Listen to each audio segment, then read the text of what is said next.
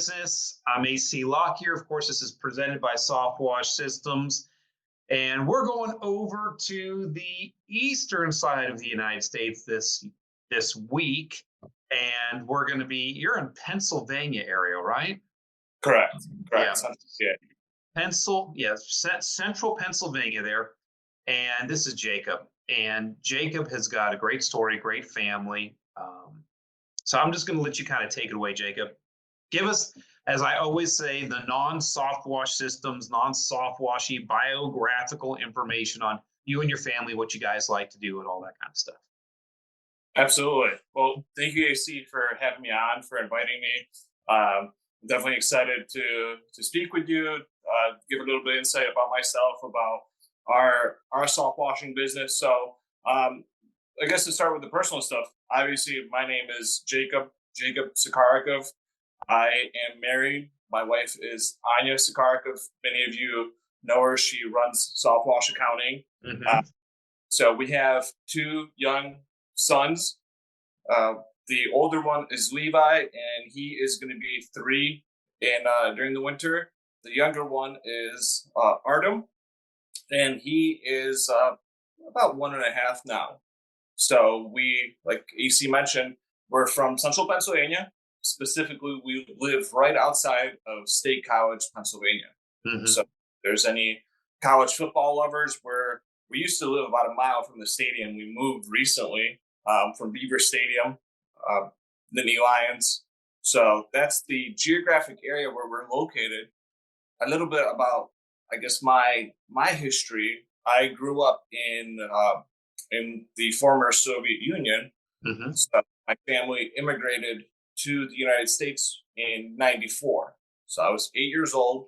I came over here, and we immigrated to upstate New York in Syracuse. And I lived there for years. I did my college there. But my background in terms of profession, what I've done, I've worked in a lot of different industries. I started in the food industry when I was a teenager. I've ran pizza shops. I've worked in restaurants. And that was something actually at one point I wanted to pursue as a career. I love to cook, spend a lot of time in the kitchen.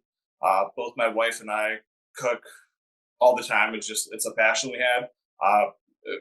Interesting fact, I actually did a year of culinary school when I was Mm-hmm. young. I was pretty serious about pursuing that. And then just life led me down a different path. So after that, I went to real school, as you could say, and I was in the medical field. I worked as a nurse for years, and I really enjoyed that. But I wasn't one of those that was called into the field. Right. Some people You grow have up. to really love that job. Yes. And for me, it was more to get my mom off my back, and I knew that at some point I needed to have a profession that had some reputation attached to it, and money making possibilities. So I did that. I did that for years until I just realized that was not for me. It wasn't something that I wanted to do long term. I knew a lot of older nurses were pouring out, and wonderful people. I mean, it's definitely a profession that's needed, but it was not something that I knew I was going to enjoy for the next 40 years of my life. Mm-hmm. So, and right around that time I met Anya. We're both Christians, we're people of faith, and I met her through we went to different churches, and our church was having a joint camp, and I was the youth leader at the time at our church. Worked mostly with I think middle school age kids. Sure. And Anya, my future wife at the time, was the administrator of this camp that we're having, and that's how I met her. And I know it sounds cliche, but as soon as I saw her, I knew I was going to marry her. Right? And so it's an interesting story how we met and stuff, but that's how we met. And we got married. It was a little bit over a year from the point that the first time we met to when we were married. It was a little bit over a year. And that's kind of how I ended up in Central Pennsylvania. Is my wife. She's also from the former Soviet Union. She was very young when she came here with her family, also refugees It was a tumultuous time in the Soviet Union in the early '90s. We were both born. So she was living in State College, Pennsylvania, and when we're going through the process, when we're engaged and planning our wedding, I would visit State College quite often, and I Right. fell in love with the area. It's got great people. There's a lot of opportunities. There's a lot of things to do. It's a very small town, but it has a big town feel to it because of the college. Hmm. Demographically, it's a beautiful place for a business because there's a very tight knit community, but the average household income in our area is fairly high as compared Hi. to Yes. most of rural Pennsylvania. Um, so then I moved here. I've been here for about 10 years, and half of that time I spent soft washing, and the other half, the first half, I actually was after my medical field. I got into framing and working in the construction trades.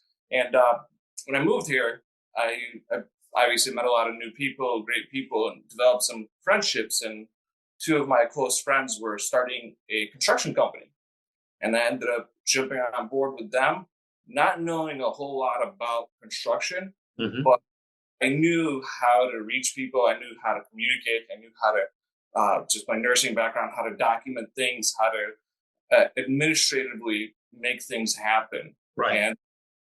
And then there was definitely a learning curve through construction and learning. We ended up growing a fairly large and successful construction company. It's still around. I'm no longer part of it, but I learned a lot about business at that time. And it was at that time I also realized that I don't want to work for somebody else. That Hmm. I want to I want to be in charge of my own time. Uh, Anya and I have always been pretty good with our finances, making sure we're not carrying a lot of debt. We're not uh, very materialistic people, so we don't. Right. I don't need to have a fancy car or a big house or designer watches and things like that. That kind of never appealed to me. But the aspect of business where you get to control your time and how you spend your time, and not being kind of bogged down with Bill, the HR manager, breathing down your neck, making sure you're clocked in at 9 o'clock to 5 o'clock. Right. Uh, that was not something, and I've worked plenty of jobs like that. I've Yes. worked with a lot of different managers, and Hey, one of them included all you can eat pizza. yes, Which was a huge benefit at the time. I don't know if you look back on that time in your life and go, man, I could have stayed with all I could eat pizza the rest of my life. well, you know what? I still eat pizza pretty often. That's actually It one of didn't my ruin it for you. no, it never. I working that job, I actually became a very good pizza maker. So done all sorts, tossed pies, machine pressed pies, pan pies. Um, so maybe next time we get together, I'll make a pizza for you, AC. Oh, that would be wonderful. Especially if you use cauliflower crust, because I am diabetic, but I could probably cheat and have a piece or two. But yeah, my wife worked for a pizza place called Pinocchio's Pizza. It was a chain out in West Texas. Okay. And so when we were dating, we used to dream about having our own pizza restaurant. And we were going to call it Old Times Pizza. Okay. And we had all of the names of the different pizzas. Like the Teddy Roosevelt was our pepperoni pizza. It was speak softly but carry a big stick of pepperoni. The old timer, was the Model T pizza. It was cheese or cheese. So my heart sings to the pizza business. Absolutely. And I think in a lot of ways, pizza really is an analogy for life because Yes. uh, pizza, anytime you say the word pizza, everyone has their own idea of what a pizza is, what it looks like, usually round, Right. toppings, and you go across the nation to different pizza shops, and just Yeah. the quality, the level of ingredients, the final product, in a simple, like I guess to boil it down, it's all the same thing, right? You have a dough, you have a sauce, you have Right. some cheese, you have some toppings, but the care with which all that is put together and the right ingredients that go into it make a huge difference in, in that bite of pizza at the very end of it. Well, and then stylistically, everybody, like you mentioned, everybody has a different version of what pizza should look like or taste like. You got the thick crust or the thin crust, you got the cracker crust or the doughy crust, you got the, hand tossed, or I mean, you just go into it. And I mean, the most interesting pizza I ever had, and this is a tangent, but it's interesting, and it's what makes podcasts great. The most interesting pizza I ever had is I was in Quebec, Canada, and and I had escargot pizza. Escargot, that's caviar, right? Snails. I had Snail. snails on my pizza. I was having pizza with a guy. His name was Denny Fauché. And Denny, great guy, was into soft washing for a while. And so I was up there visiting him and helping him with his business. And he took me out for pizza, and he ordered a pizza with snails on it as the ingredient. And I'm like, really, snails? And I tried it, and it was good. So you can literally put anything on a pizza. That's interesting. You're a braver man than I. I could try snails, but maybe if I'm ever in Quebec, I'll take a look at it. Yeah. And so you went down the slippery slope of entrepreneurialism. Yeah, yeah. And my first taste of that was really in the construction world, where I got a sense of that freedom. I was able to come and go as I pleased. I was fully in charge of my own schedule, and my compensation at the time, all of our compensation was really based on the results that we were able to provide. Right. So no one, the other two partners, we didn't hold office hours for each other or keep track of each other. We just assumed that the other person is doing their job, and we would know if they're not very quickly, because things would just not come together. There's a lot of moving parts, and I really enjoyed that aspect of it. I made decent money doing it, but I was able to, especially Anya and I were freshly married at this point, and I wanted to be able to spend time with my wife, and we had plans to travel and see places.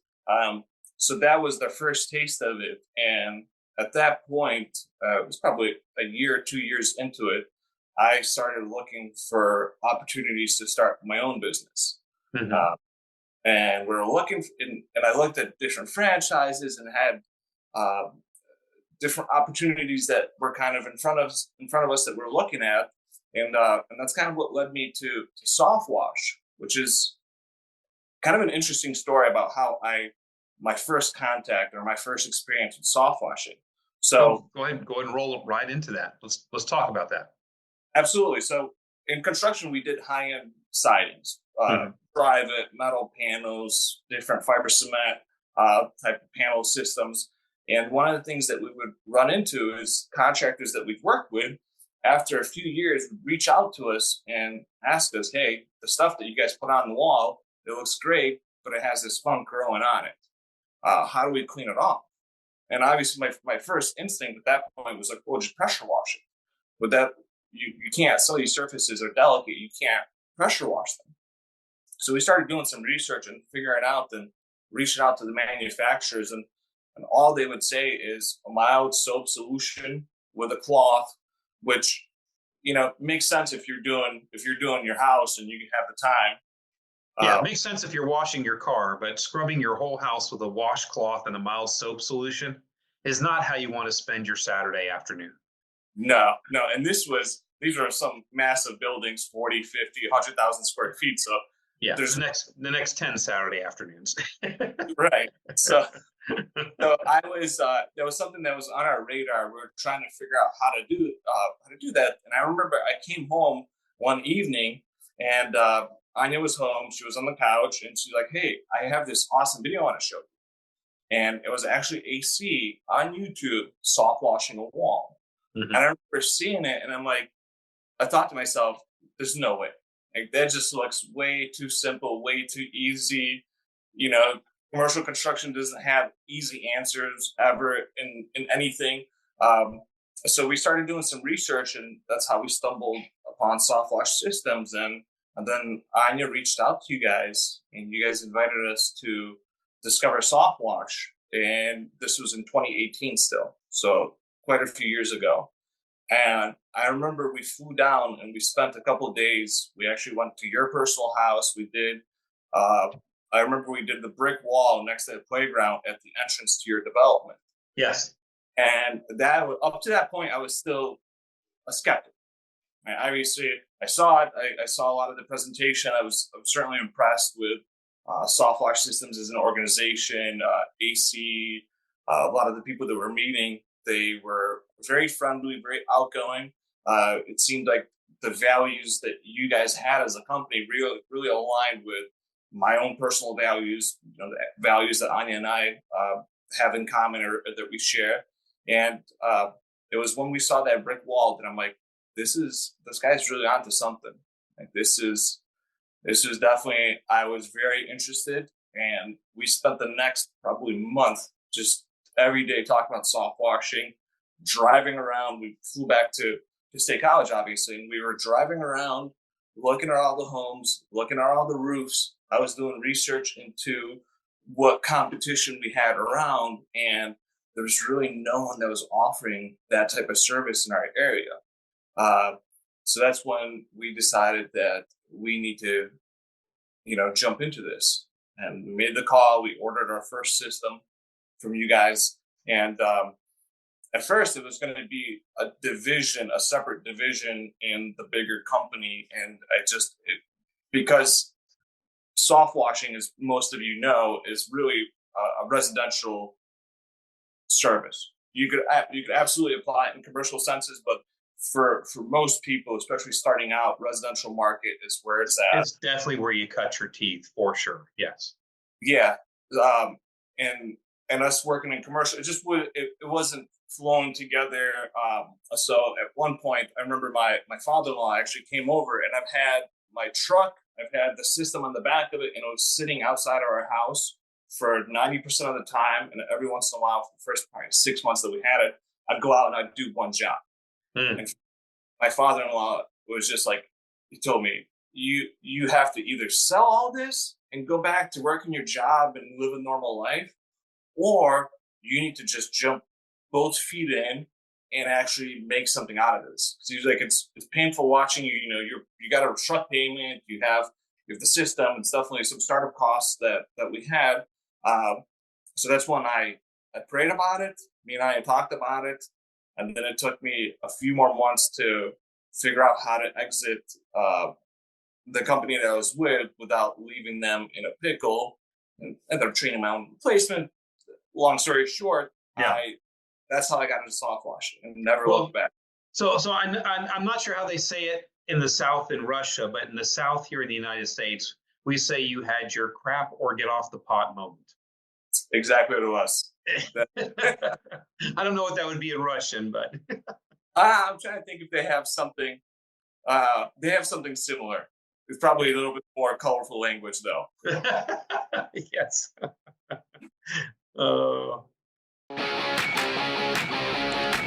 You've heard AC Lockyer talk the talk, but wouldn't you like to see him walk the walk?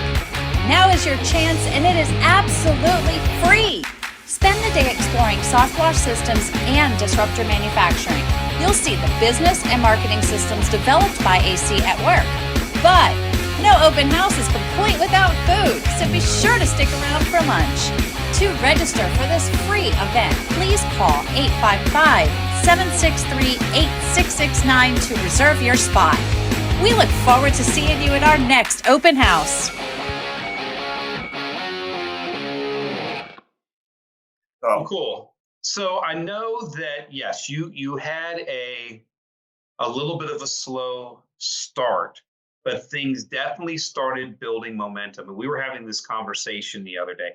Let's talk about how you really started, without giving away trade secrets or marketing secrets or any of the good stuff we do here at Soft Wash Systems. I want to encourage people, because the story is the same, whether it's a soft washing company or a carpet cleaning company or a landscaping company or an air conditioning company. Or it could be you're a lawyer and you're hanging out your shingle and you're starting your own practice, or even a doctor. Mm-hmm. These things you don't hang up your shingle and bam, business comes in the door. It takes some work. We were talking about that the other day. Let's talk about that.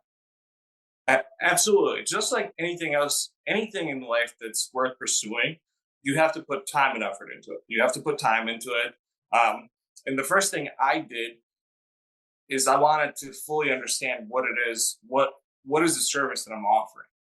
Right? Soft washing, using SH and surfactants to clean it, but I wanted to understand it much more so that I could take that and present that knowledge to potential clients. So that you could present yourself as an expert.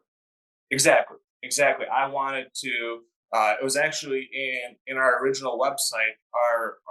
Our mission statement was we wanted to set the standard for soft washing in our region. Mm-hmm. We really focused on that, and the reason for that was I knew sooner or later I'm going to have competition. Sooner or later, people are going to copy this. They're going to be out here. And I wanted to position myself where positionally our company was the one that was leading that charge, if you will. You always want people to look like they're pursuing you and your standard, not just meeting you at the bar. You've always got to lead. Exactly. So a lot of research.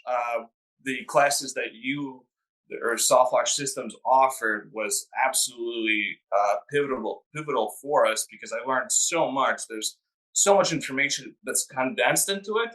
And what's interesting is I often go back to these classes, even now, where when you read through it the first time, it's all kind of simple. It makes sense. You understand it. But every one of those bulletin points is a selling point. And that's how I've always approached it. Anytime I go out to a quote, we developed a script that we would follow, but I wanted to be almost the same script, but I wanted to highlight different aspects of soft washing at every quote, depending on, what I would see or what I thought would draw that particular client towards, using us and working with us. So my recommendation to anyone either starting out or anyone that's already in the industry is, first of all, you have to deliver a good service. You have to, at the end of the day, you want to make sure if you're promising people that you're going to clean their home, you're going to clean their roof, their sidewalk, whatever it is, that it is done well. And this is something I spend a lot of time training my guys on, being able to just look at something and see if it's cleaned to a satisfactory level or not. So we really, that was my huge stuff. 99% of the jobs at the time I was doing myself. And I would not leave until I knew that the place looked clean and that the homeowner was there, and they would do a walk around with me. And I made sure that they looked at everything and they were very happy. And that, especially in our area where people talk to each other, there's a strong sense of community here. Mm-hmm. Really helped us early on because it was to the point where if I'm walking around, say I just cleaned your house, AC, and you and I are walking around, and I think that we did a fantastic job, everything looks great. If I sense any kind of hesitation from you, or if I notice you looking at something and your eyes keep going back to that, I would bring it up and be like, AC, I want you to be happy. I want you to recommend friends and family what is not to your liking. Yes. In an honest and gentle way, and people will tell you, and then they have much more trust for you because they're not even saying anything. I'm watching them, and I could see by their body language that something, they're not happy about something, and would figure it out. And at the very start, that really helped us solidify a good reputation. And word of mouth travels slowly, but it travels far. Mm-hmm. And that's how we started. That's how we would start building up our client base. Is a lot of word of mouth referrals. Obviously, everything that Softwash Systems taught us in terms of popcorn marketing and the wraps sublimation T-shirts. We put all those things into practice, and we would put our yard signs out. I would talk to at least one neighbor while we're cleaning, another neighbor while we're doing a quote, and never trying to sell them on really anything. I would just go there, talk to them, and explain to them what we're doing. Hey, we're going to be spraying some solutions next door at Fred's house. You might smell a little bit of bleach. Here's why. Here's what we're doing. Here's my card, by the way. If you decide you want to get a quote after you see his house, feel free to give me a call. So a lot of relationship building. So I use an analogy, and the analogy is because one of the things that you and I were discussing is really the lack of advertising that you do. That you don't do a lot of advertising, and so I give people an analogy. I say, okay. I'll be speaking to a room full of people, usually 100 people. I'll say, okay, everybody raise your hand if you've been in business for 1 year. Most everybody in the room raise their hand. 2 years. 3 years. Okay.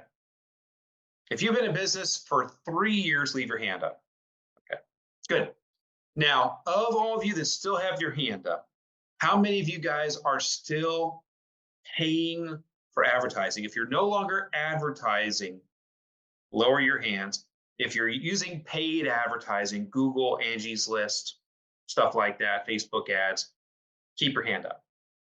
I say, okay, good. Now, of all of you that are still advertising, if you are a 1-truck company, leave your hand up. If you're a 2-truck or more company, put your hand down. Okay, so now I'll have probably in a room of cleaning companies, our industry, you're going to have, of 100 people, you're going to have 25 hands still up in the air. Okay, I'll say, okay. Now, if you've been in business for over 3 years and you still only have 1 truck on the road and you're still advertising, I've got some tough news for you. You're like, okay. So, okay, well, I'm going to give you an analogy real quick. And the analogy is this. And because we use the current times, Donald Trump, when he ran for president the second time, he did not get reelected. Everybody said, on that side, it was a stolen election.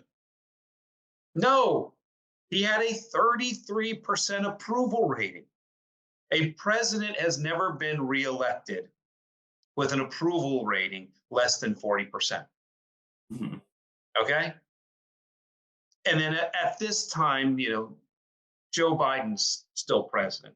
And I'm like, Joe Biden right now has a 32% approval rating. He's not going to get reelected. Well, we all know he's for sure not getting reelected now because he's not even running for president anymore. And then I would look at people and I'd say, listen, if you had at least a 33% approval rating, that means 1/3. If you did 100 customers in a year, 33 of them would move over to the next year and use you again. And then if a third of the next year's customers approved of you and would use you again, they move over to the next year. So in 3 years, 33% plus 33% plus 33% is 99%. In 3 years between your satisfied customers and any referrals you might get out of them, in 3 years, you should basically not have to advertise anymore just by having a 33% job approval rating. And now I've got all the contractors in the room sitting back and forth looking at each other. They're like, okay. I'm like, now, if you're 3 years old and you're still having to advertise, that means you have a job approval rating less than Joe Biden. And everybody's like, ooh. and everybody would laugh and everything because it's funny and it's slightly edgy because it's slightly political and everything else. But P.S., Donald Trump had a low approval rating too, and he didn't get reelected. But everybody's like, ooh. And then I start telling them, if you have a 50% job approval rating, how long should it take before that 1 truck is busy enough, it's self-sustaining, you don't need to advertise anymore? And people are like, well, 50%, 2 years. I'm like, right. If you have a 75% job approval rating, 75% of your customers, if you ask them, would they use you ever again? How long does it take for you to get completely busy and not have to advertise for that truck anymore? It's 18 months. If you have a 100% job approval rating, it's 1 year. Actually, at 100% job approval rating, it's less than 1 year because your customers are referring people to you at such breakneck speed that in 6 months you're busier than you can humanly possibly handle. And we've had some people come out of Softwash Systems, come out of Top Gun, go to their areas, start their businesses, and in 6 months they're swamped. It's because they're doing really, really good work. And I just tell people, I say, listen,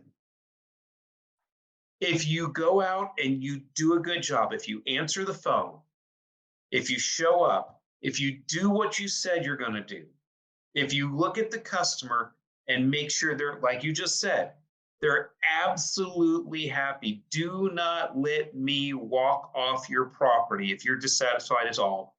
Please tell me, what can I do? Don't just be non-confrontational, passive-aggressive, and let me leave. Tell me, where did I fail? Did I fail anywhere? If they go, no, I'm completely happy, you did a great job. You did a great job. Exactly. And so that's really what you have to do nowadays to make sure, because advertising is very, very expensive. It's very expensive. And so from what you were telling me the other day when we were talking, you have achieved that. You have one truck right now. And what advertising are you doing? So we, outside of our very first year using Angie leads to get the ball moving initially, and even that was very limited, we've never run any paid ads. I've never, and it's not, I wanted to at one point just to try it out, but it was kind of hard to figure out. I'm not super computer savvy. I know how to use a computer, but I'm not, setting, I wasn't the one to set it up. Right. So we've actually never run paid ads outside of print materials. Like I think I mentioned, we had Software Systems design a booklet for us, and we get probably 1,000 of those printed every year, and we hand those out. That's our main form of marketing or advertising, is those booklets that we give to anyone that we see, and the truck wrap, and then doing a great job. And to add to what your point was, do a fantastic job, but things are going to go wrong. Things are going to go ways. Plants are going to get burnt, especially if you're new to the industry, you're just starting out.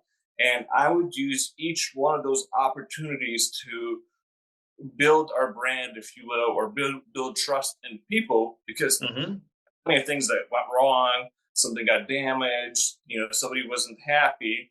And it's not the issue, it's how you resolve the issue that really builds trust in people. Where I have some of my strongest clients that refer us all the time, were people who, during the process of working with them, an issue would come up, they would be upset. Sometimes I would have to, because I would get upset, and I'm not a very passive guy. I'm a very passionate. I'm a Russian, so I have a lot of passion. And I'm not an angry guy, but I will stand up and defend myself. And that's right. I believe in. So a lot of times I'd have to walk away and be, okay, well, it's not really about me, right? It's about building a future for my family. It's about building a successful company that then, could be a vehicle for me to accomplish what I want to accomplish with my family. Right. And I'll think about that, and I'd come back, I'd humble myself, and I'd be like, Miss Smith, yes, we made a mistake. It wasn't supposed to be like this. Something went wrong.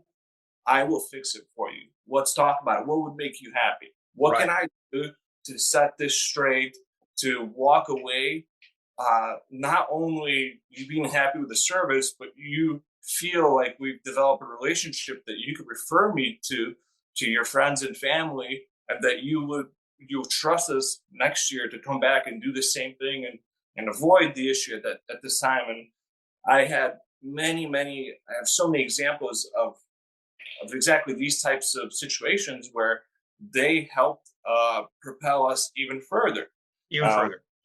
Because I tell people all the time, Jacob, that it's not that great companies don't have bad days. Great companies know what to do with their bad days. Exactly. Yeah. So, Yeah. So that's the focus, is be the great company. It's not that great companies don't stumble. mhm. And you humbling yourself to go back and ask that question to the customer and then making it right. It's almost like screwing up on a job has 10 times more the value than doing a job right the first time, because you get to show the customer your character and it endears them to you even more. Absolutely. And it's a huge help, and it goes in line with um, I learned as I was going through it, and every single house I would clean, I would get better at setting the correct expectations, which then I think setting correct expectations with your clients is also really important to relationship building. Mhm. Because I've watched other people, I have local friends who are my competitors, and I've heard what they say to clients, and it always kind of baffled me because I'm like, you haven't even seen the house. She just called you, gave you an address, you quickly measured it on Google on your phone, and you call her back and you're like, yeah, we'll get everything clean. I'm like, how do you know you're gonna get everything clean? Like, you didn't see the house. There's things on there that I guarantee are not gonna come off, Right. especially if you're just gonna soft wash it. So I got every single job I did, I got better at setting expectations because I would pay attention. I would see what the siding would look like, or what particular stain would look like. I would see and test. Okay, what if we clean it this way? We clean it this way. We bump up the SH a little bit. We put more soap Right. in it, and you kind of experiment, and you get a really good idea of what it's going to look like when it's done. Because new siding is going to clean much better than old siding. Right. Oxidized aluminum is going to look pretty bad almost no matter what you do. Yeah. You I was know? like, why did they even make that stuff? Right. So setting correct expectations with clients when you're there on the sales call is super, super important. Where I think we close a lot of jobs just because I tell them that I can't clean it. I know it's counterintuitive, but Mhm. I say no a lot with my clients. When we're out to a call, there's certain things that I know we excel at, that we could do well, that we're very profitable on, and then there's other services that I know that we break even or lose money on. Or let me back up, I guess. So when we go through it and I do a walk around with a client Mhm. during the sales process, um, I'll point out certain things that I don't think will come out, and I will tell them ahead of time that we're not going to be able to clean this. And naturally, the question is always like, well, you guys are the professional cleaners. How come you can't clean it? That's when I go into, well, we're not really cleaning. What we're doing is we're treating the side. And you could go into a whole tangent talking about how the algae grows, what causes its spreading, what are the factors that allow it to grow Right. quicker, slower. How do we approach it? How do you deal with that versus soot from your chimney, or a grease stain next to the grill? And that, just every single one of those is an opportunity to show your level of knowledge, your professionalism, and each one of those is just another notch in a client's trust towards you. Right. Uh, and then I just something as like, I use services and we hire people for different things, and I always pay attention to what expectations they're setting, and then you kind of match that. And it used to be, when I first started, my first couple of houses that we quoted, we set the bar really, really high for ourselves. Right. Right. And then it was impossible for us to deliver at that level. And then no matter what you do, the client's not going to be fully happy. Yeah. I mean, you've taught yourself up to this level, you've delivered Right. here, there's a discrepancy. So I think that's something that a lot of business owners neglect to really think about or consider. And I think it's very important to set the right expectations. Don't be afraid to say, well, that might not come out. That might, that requires an additional cost for us to go through and remove that, because Right. it's a different thing.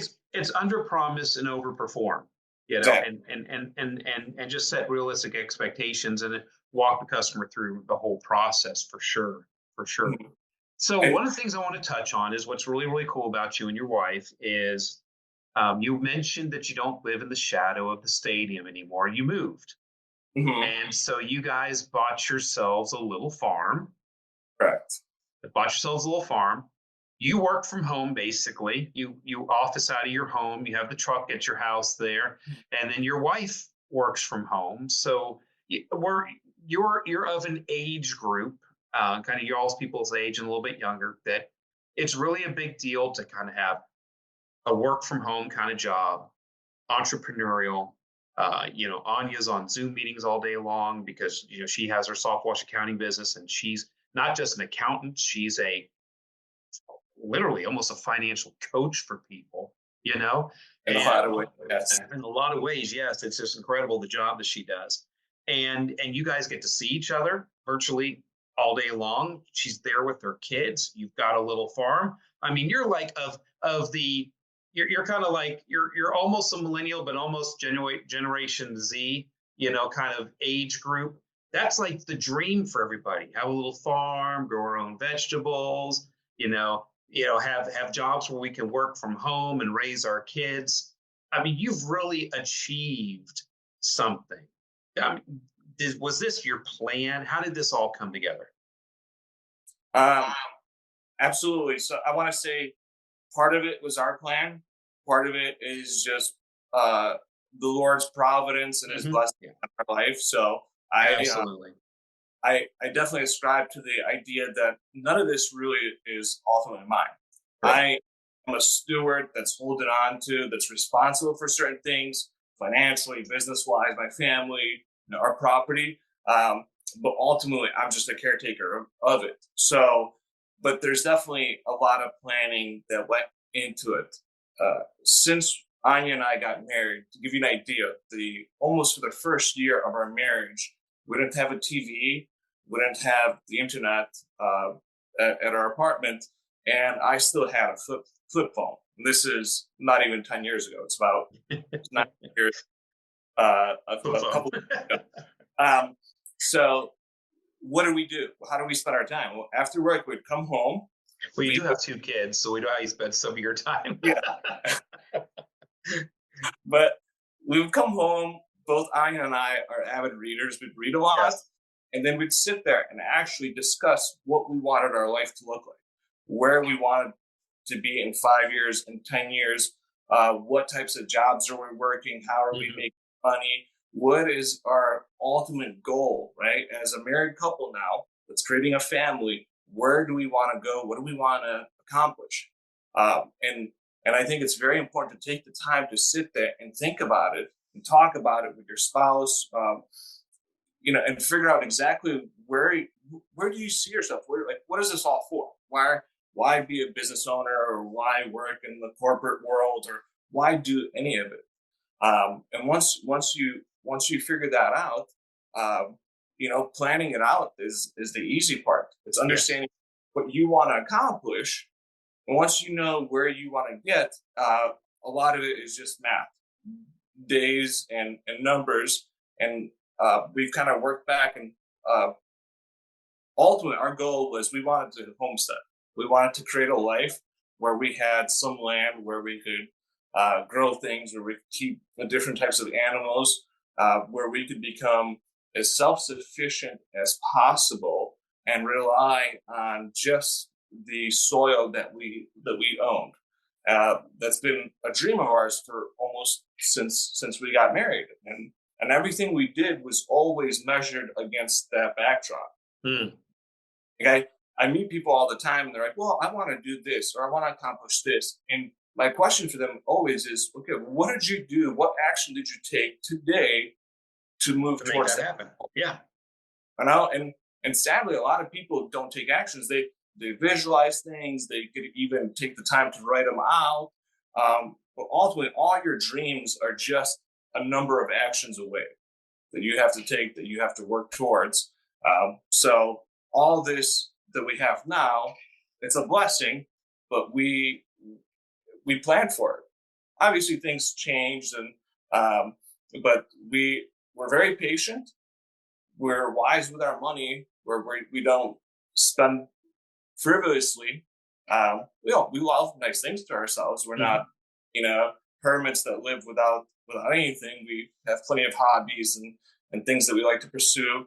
But it always came down to you have to bring in more than is leaving your account every single week or every single month.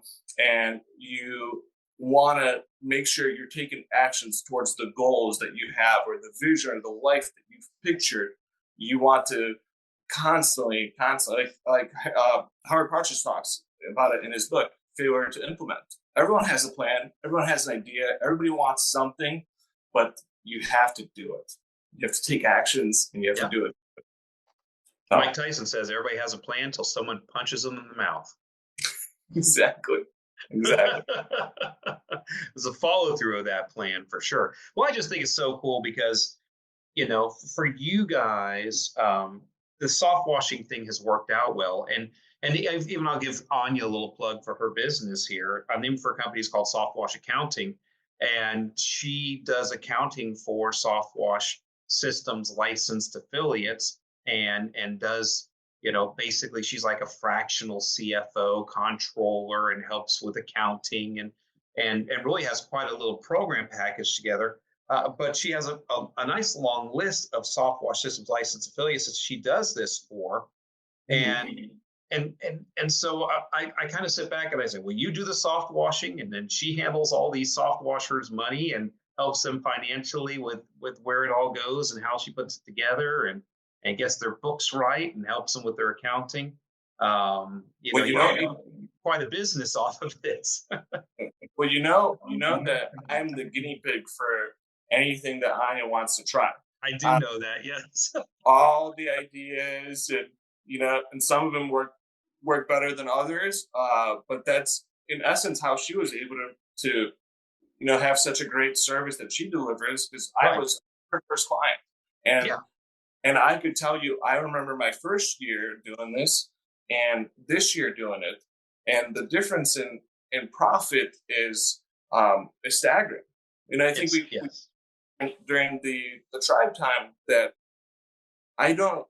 it always breaks my heart to see business owners work so hard all year long. They're grinding away, they're doing everything they're supposed to do. And then winter comes and they look in their cupboards and they're all empty. Mm-hmm. And I felt that. I was discouraged. I'm like, why did I go through all this? And at one point, it seemed like I had a bunch of money in my bank account. And then winter comes along and I had to rely on Anya to pay the bills for us to get through. So that's an important component of running your business is understanding how money flows through it.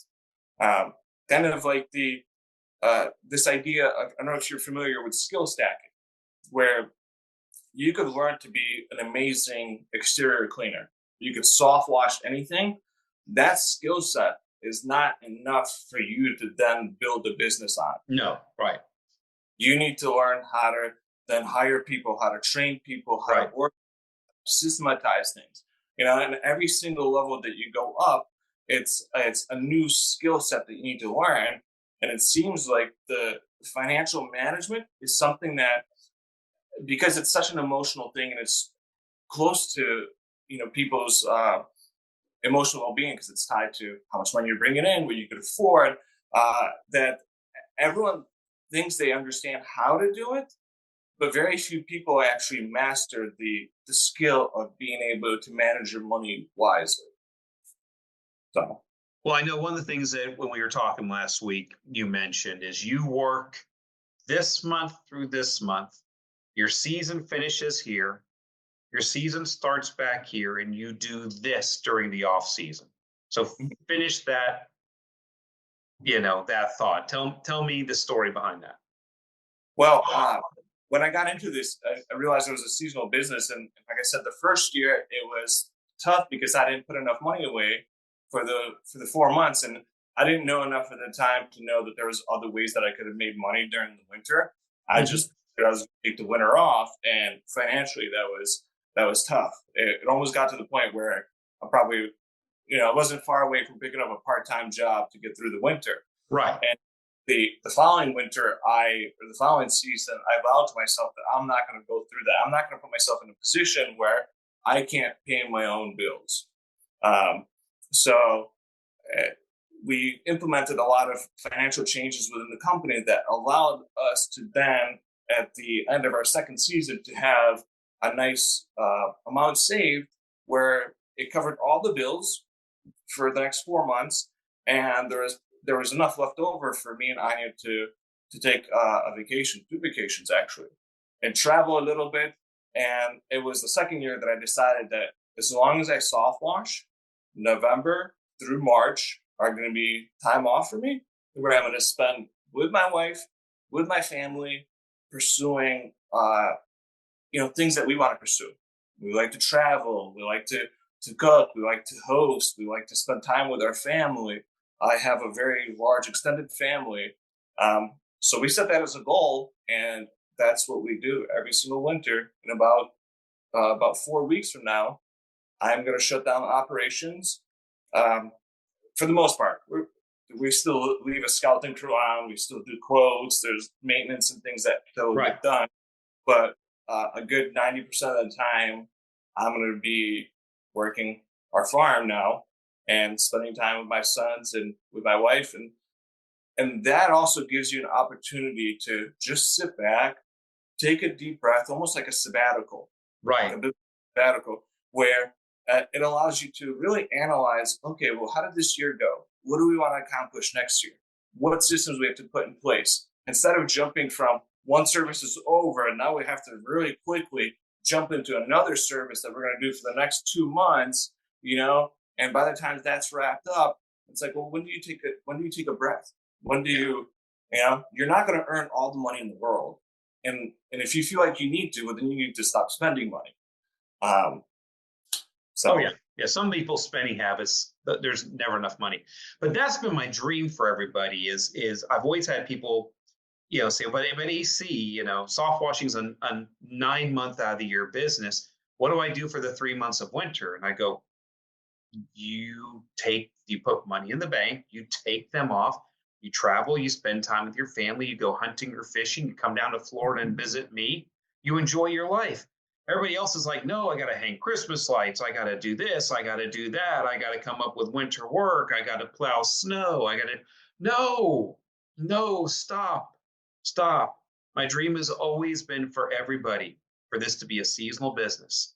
Mm-hmm. Work 9 months out of the year and relax 3 months out of the year. So you have 2 jobs where you guys work from home. Okay. Now a farm, your own land to work, your homestead, and a company where you get to take, for you, 4 months off during the year and spend great family time and vacation and everything else. Sounds like to me you've built a pretty great lifestyle business, and you still only have 1 truck, right? Well, first of all, it's a big thanks to you, AC, and Karen, and everyone at Softwash Systems that's been instrumental in helping us and really in formulating and shaping my own thoughts and ideas and how I approach these things. But yeah, we currently only have 1 truck. We have a second system that we bought from one of our competitors. It's a Softwash system. So next year we are going to finally start to scale a little bit more. But even then, I have this growth strategy that's not a growth strategy, and I call it reluctant growth, where I don't try to expand until it gets to the point where almost my customers, my clients are almost demanding it from us at this point. Right. And so next year we're gonna have a second truck on the road. But yeah, we've done all this with 1 truck. And most of it, I mean, obviously Anya works and stuff too, but a lot of this has really been from what we learned from UAC, from all the wonderful people at Softwash Systems, and that has really been the vehicle to allow us to do the things that we wanted to do, the things that, when I first moved to State College, our anniversary was a couple of days ago, and we got married exactly 9 years ago, and I moved 2 months before our wedding. My job, I was a maintenance guy making $12 an hour. It was my first job. And in 9 years, we're able to accomplish, more than I ever thought that I would accomplish 9 years ago. And even then, I don't think the journey's over. It's not like we've reached the pinnacle. I feel like there's still so much ahead of us, and so many things to look forward to, and so many more things to accomplish. And Anya and I are at that point where, just like we were when we first got married, and we spent time just talking to each other and figuring out what the next step is. We're kind of back to that point where now we're sitting and we're trying to figure out, okay, well, what does the next 10 years of our lives look like? Where do we go? How do we want to organize it? What are the new skills that we're going to need to learn to be able to accomplish this, take this next level up, if you will. So, and for you to do that, it's important for you to have time off. For sure. Yeah. Need that recycle time. So you're pretty happy you found Softwash Systems. I am ecstatic. It's been, and I'm not just saying this because, you're inviting me on your podcast. I truly believe it. And anyone, that comes and asks me, I think the world of AC, I think the world of Softwash Systems, it certainly has given me an opportunity, unlike anything that I've experienced yet in my life. So, well, about to you. Well, thank you very much. And we're very proud of you guys.